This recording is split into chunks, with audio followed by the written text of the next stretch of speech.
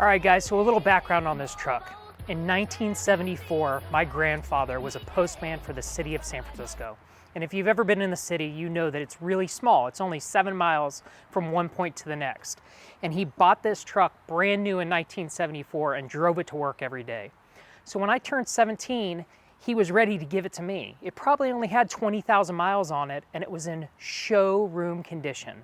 But like any 17-year-old, I had visions of driving, you know, a 1964 Ford Galaxy, a 1970 Roadrunner, you know, something with some real horsepower, and an avocado green 4-cylinder Ford Courier wasn't my idea of cool. So I did what any kid would do, and I beat the ever-living hell out of it.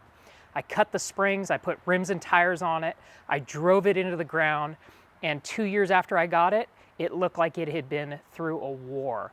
And I felt bad ever since that point. So for the last 15 years, I've been searching for a truck identical to the one that he had, and I finally found it. This truck is the same color, the same model, the same motor, really the same truck as what he gave me when I was a kid. So I'm excited to have it back in my family. I'm excited to kind of relive that memory of me and my grandfather and my grandmother riding around San Francisco in a truck really similar to this. And I'm excited to take care of the vehicle that he originally gave me. So hopefully you find as much joy in having memories like this as I do.